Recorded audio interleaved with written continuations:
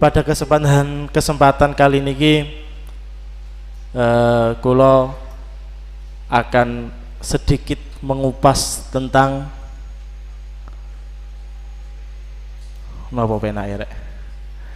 sedikit mengupas tentang minuman. Minuman. Semuanya pasti butuh minum. Lah, niki sekarang sedikit kula kupas tentang minuman. Minuman apa yang jelas bukan minuman keras. Nggih, niku es batu, minuman keras niku. Sedikit tentang minuman yang akan kita bahas, mudah-mudahan benar-benar bermanfaat ke depannya. Ada beberapa minuman yang akan kita bahas. Yang pertama, minuman sejuta umat, yaitu air putih. Yang pertama akan kita bahas air putih. Yang kedua, insya Allah kita akan bahas minuman yang menyegarkan, yakni susu. Yang ketiga, ada minuman niki biasa kangkang sing seneng. Napa? Joshua. Kopi. Ada minuman kopi. Lah niki tiga niki insyaallah akan kita bahas. Dan alhamdulillah ketepatan kula punya 2 kesempatan kuliah subuh hari niki dan insyaallah tanggal 22 Ramadan insyaallah. Mudah-mudahan panjang umur. Niki insyaallah 3 niki kula akan bahas di 2 pertemuan niki. Mana yang sekarang mendengarkan insyaallah jalali 22 Ramadan juga kalau bisa ada kesempatan untuk mendengarkan. Yang pertama akan kita bahas sekarang adalah air putih atau air bening. Bahasa Arabnya napa? Bahasa Arabnya air napa? Napa? Kok gak kompak? Napa bahasa Arabnya? Al-ma'u. Nggih. Al-ma'u, air. Definisi air, napa sih air niku? Definisi air niku napa? Kalau dalam fikih air adalah jauharun napa niku? Syaffafun yatalawwan bilauni inaihi yakhluqullahu rayya 'inda tanawulihi. Air niku adalah sesuatu yang lunak, yang berbentuk sesuai dengan wadahnya. Ini yang penting, Allah menciptakan rasa puas ketika kita meminumnya, ketika kita mengkonsumsinya. Kalau Al-Habib Ahmad Asy-Syatiri dalam kitabnya Syarah Yaqutun Nafis, beliau menjelaskan bahwa definisi air adalah ma yatakawwanu min maddatai hidrogen wa oksigen. Ma yatakawwanu min maddatai hidrogen wa oksigen. Hidrogen kalau oksigen ini kitab nggih enten rek. Dengan maos-maos kitab niku hidrogen oksigen niku mboten cuma teng kitab teng buku napa? Biologi napa sosiologi? Biologi ya, seneng sosiologi. Nggih, teng kitab nggih enten. Air adalah barang sesuatu yang tercipta dari 2 komponen, yaitu hidrogen dan oksigen. Dua-duanya berkumpul kemudian akan menimbulkan air. Nah, ini pengertian air dalam yang diterangkan oleh ulama-ulama sekarang. Kalau dulu mungkin air itu air yang disah, air yang boleh digunakan untuk wudu adalah mana nazala minas sama wa mana ba'a minal ardi. Air yang turun dari langit dan air yang bersumber dari bumi. Hanya niku tok kalau ulama-ulama salaf dulu. Karena biyen gak ono AC. Gak enten teknologi AC. Maka yang sah buat wudu, pokok sing mudhun teko langit muncul teko bumi niku sah buat wudu. Makanya banyu klopo mboten saged karena dua-duanya tidak masuk, tidak turun dari langit, juga tidak tidak nyumber dari bumi. Lah, bagaimana dengan air AC? AC niku sinten sing ngejogi toyo? Mboten enten to nggih. Mono-mono netes toyo. Lah niku sah napa mboten buat wudu? Sah napa mboten? Niku tetap sah, tetap tohir mutohir atau air suci mensucikan, karena definisi niki wau adalah air adalah sesuatu yang tercipta dari dua komponen, yaitu hidrogen dan oksigen. Dua-duanya kemudian menjadi air. Nah, tapi niki air kula mboten membahas masalah fikihnya, tapi kula membahas tentang sisi lain dari fikih. Niku definisi air. Air adalah sesuatu yang tercipta dari dua komponen, yaitu hidrogen dan oksigen. Nomor 2, peran air dalam hidup. Peran air dalam kehidupan kita. Tentu air dalam kehidupan kita perannya sangatlah besar. Bahkan wa ja'alna minal ma'i kulla syai'in hayy. Dari air semuanya bisa hidup. Pohon mati disiram, pohon layu disiram air bisa hidup. Poso lemes, Allahu Akbar, buka ngombe langsung sudah seger. Nggih. Karena apa? Peran air dalam kehidupan kita sangat besar. Bahkan kita sendiri juga diciptakan dari apa? Dari air. Oke, hanya Nabi Adam yang diciptakan dari tanah. Kemudian wajah apa? Sulalatahu mimma'in mahin. Kami jadikan anak turunnya Nabi Adam diciptakan dari air yang hina. Kita juga diciptakan ternyata dari air. Bahkan kalau menurut penelitian di dalam tubuh kita sekitar 60 sampai 70% adalah air. Nah, mulane lek poso niku biasa ngelak napa luwe sing nemen? Ngelak napa luwe? Dua-duanya biasa. Nggih ngolak nggih luwe. Lemes ngoten. Niku peran air dalam kehidupan kita. Lah, karena kita benar-benar membutuhkan air untuk kehidupan kita ini benar-benar penting. Maka kita santri yang cerdas, dawuh Abu Bazar niku santri niku gak kudu belajar tok, nggih kudu cerdas.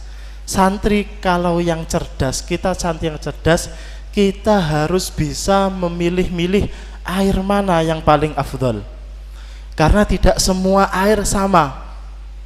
Tidak semua air di alam dunia, bahkan di alam semesta ini, tidak semua air sama. Ada marotib, ada tingkat-tingkatan air, mana yang lebih afdol, mana yang di bawahnya, dan mana yang di bawahnya. Maka kalau bisa kita benar-benar bisa memilih, oh ini air yang paling afdol, kita gunakan air yang lebih afdol daripada memilih air yang di bawahnya. Lah napa mawon apa aja air-air yang lebih afdol di alam semesta ini? Ada seorang ulama, kula supe namine niki. Apal dawuhnya tapi kula supe sinten. Tapi beliau mensyairkan tentang tertib keafdholiannya air dalam 2 bait syair. Afdhalul miyahi ma'un qad naba' baina asabi'in nabiyil muttaba' yalihi ma'u zamzamin fal kautsari fannilu misra thumma baqil anhari. Kulo dikte alon-alon jenengan tulis nggih. Wa afdhalul miyahi wa afdalu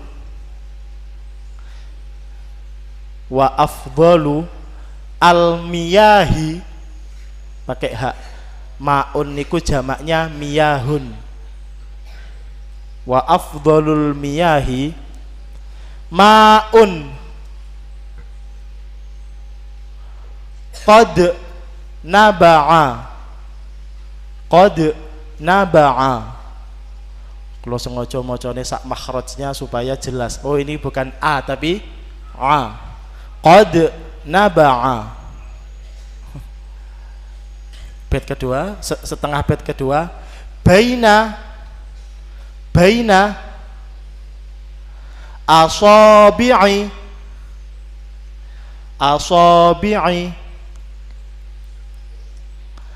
an-nabiyyi al-muttaba'i.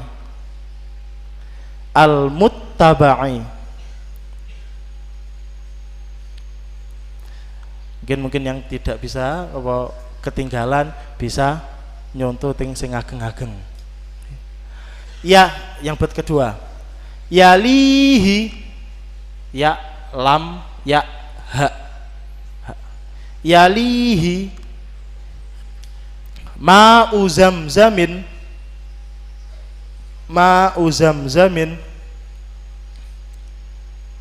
fal kautsari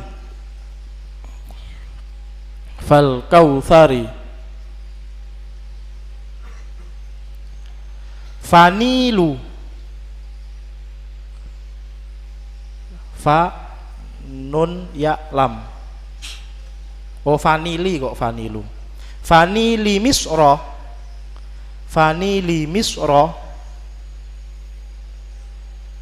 mim shad ra Mesir. Thumma baqi tha mim ba alif qaf alif layyinah. Baqi al-anhari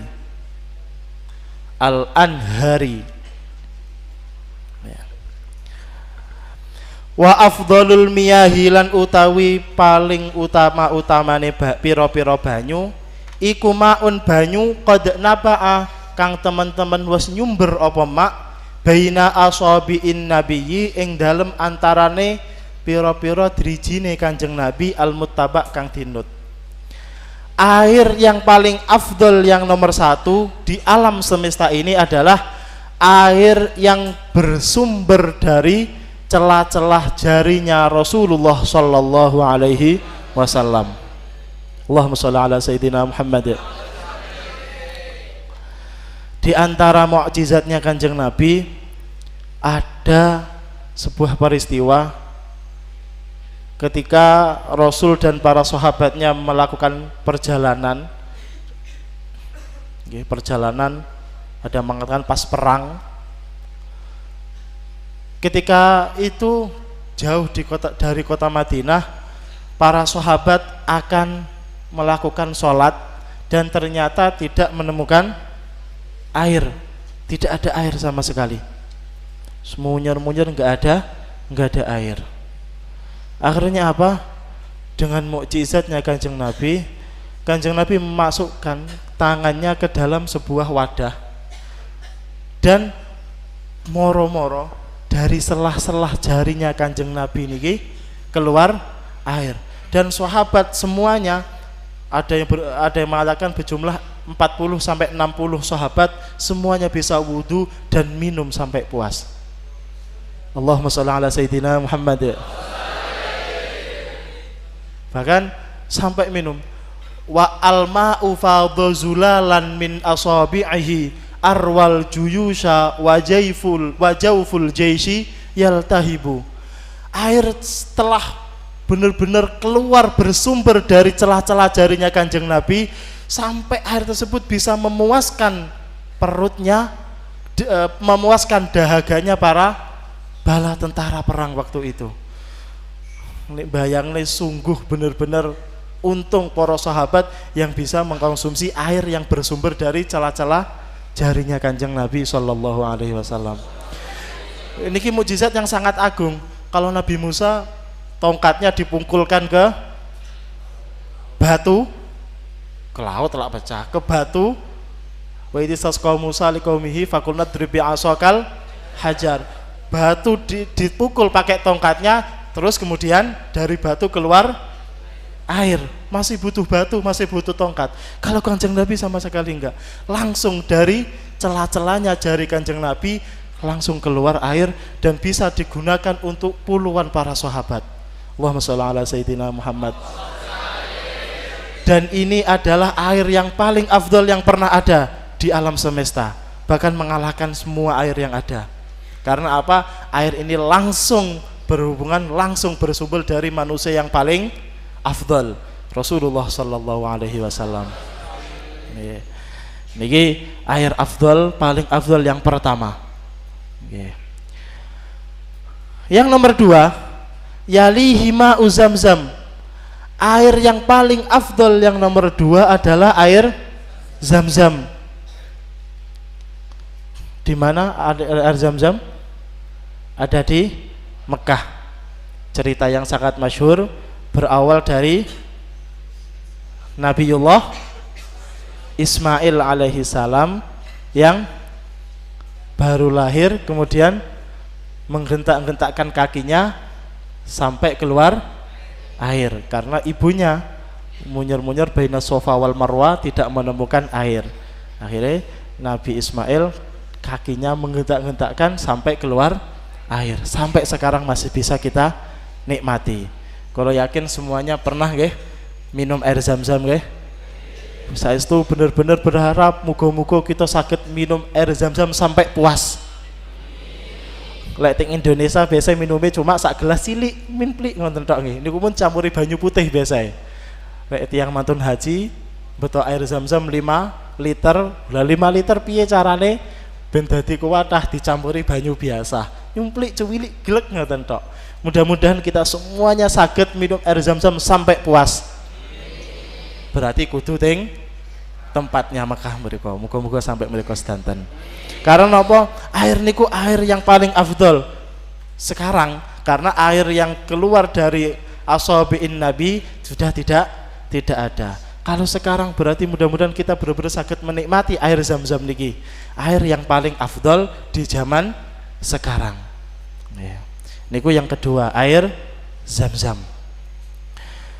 Di peringkat nomor 3, air yang paling afdal adalah air Fal Kautsari, air telaga Kautsar. Niki telaga yang khusus dibangun, khusus diciptakan untuk Rasulullah sallallahu alaihi wasallam besok di surga. Inna a'tainakal Kautsar. Sangat istimewa ya Kanjeng Nabi, besok di akhirat Kanjeng Nabi punya telaga Kautsar yang diriwayatkan besok semua orang yang akan umatnya Kanjeng Nabi yang masuk surga, sebelum masuk surga akan minum telaga Kautsar dulu. Diriwayatkan kalau orang sudah meminum telaga Kautsar sak gelekan mawon, maka la yadhma'u ba'dahu abadan, tidak akan haus selamanya. Saklawase urip selama-lamanya tidak akan haus. Berarti lek ning surga gak tau ngelak air, ning surga berarti gak enek banyu lan. Enten, minuman di surga juga banyak. Tapi minuman yang kita konsumsi besok di surga, amin. Minuman apapun yang kita konsumsi besok di surga didasari bukan gara-gara haus, tapi untuk taladzuz, untuk enak-enakan. Karena apa? Rasa haus kita sudah hilang karena sudah minum telaga Kautsar. Nanti orang-orang macam-macam, enten sing telaga Kautsar ambil sendiri, enten sing diambilkan oleh Rasulullah tapi nggih gelas. Tapi ada orang yang paling dekat dengan Kanjeng Nabi langsung minum dari telapak tangannya Rasulullah sallallahu alaihi wasallam. Telaga airnya diambil di telapak tangannya, kemudian kita meminum langsung dari situ. Allahumma jalla minhum. Itu air di peringkat nomor 3. Di peringkat nomor 4, air yang paling afdal adalah Fanilu Misra, air sungai Nil yang ada di Mesir. Air sungai Nil yang ada di Mesir niki termasuk air yang paling afdal. Sungai Nil adalah sungai terpanjang yang ada di dunia. Airnya nggak pernah surut. Pernah surut pada zaman kekhilafahan Sayyidina Umar bin Khattab. Sungai Nil surut kayak enten toyone. Sampai berita tersebut ke Sayyidina Umar. Nah, maka orang-orang Mesir juga mengadu, ini piye perairan semuanya diambil dari sungai Nil. Karena menjawab keluhan orang-orang Mesir, Sayyidina Umar menulis surat. Suratnya bukan ditujukan untuk orang tapi ditujukan untuk Sungai Nil. Modelnya Sayyidina Umar untuk nyeneni Sungai Nil. Hei Nil, lek samian bener-bener mengalirkan airmu karena Allah Subhanahu wa taala, maka saiki sampean kudu ngalir. Air tersebut, surat tersebut diuncal nih ting Sungai Nil langsung seketika mengalir dan sampai sekarang. Nah, itu suratnya Sayyidina Umar bin Khattab. Nggih. Niku menempati posisi air yang nomor 4. Posisi yang terakhir yang nomor 5, keafdalan air adalah thumma baqil anhari. Kemudian sisanya air sungai. Air sungai adalah air yang paling afdol untuk kita konsumsi.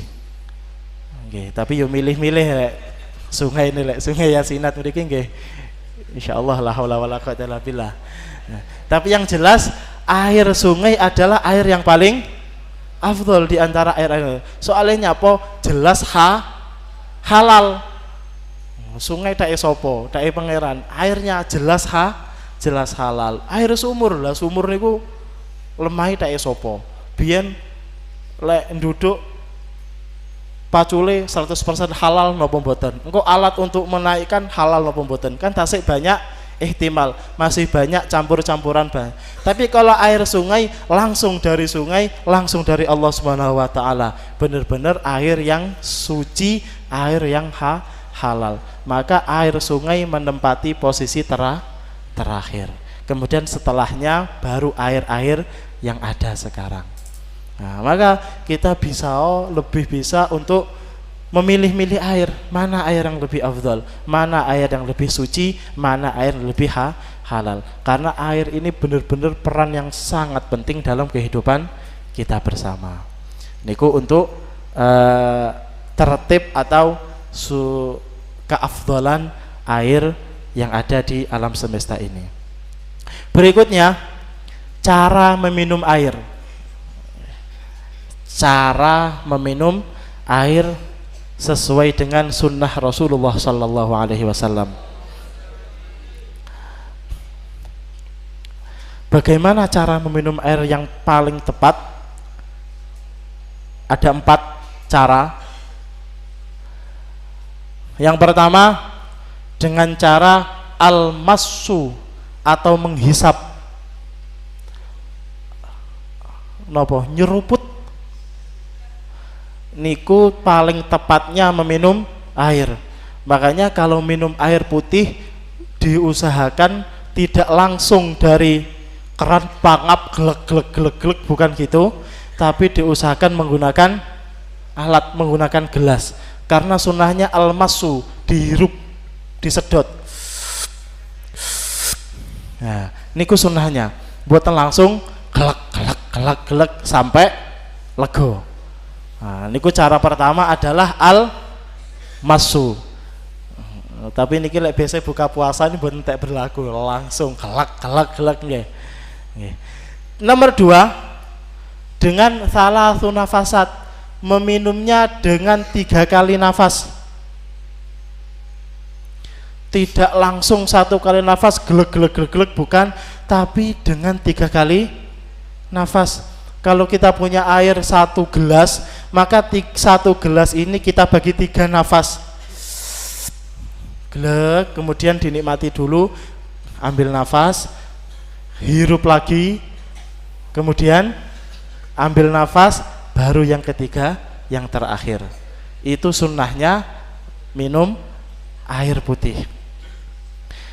Yang nomor 3, membaca bismillah di setiap awal masing-masing 3 hisapan di permulaan, dan membaca alhamdulillah di setiap akhir 3 hisapan. Jadi minum air putih niku kita baca bismillahnya 3 kali, alhamdulillahnya juga 3 kali. Niku sunahnya meminum air. Cara yang terakhir nomor 4 adalah at-tadriju, bertahap.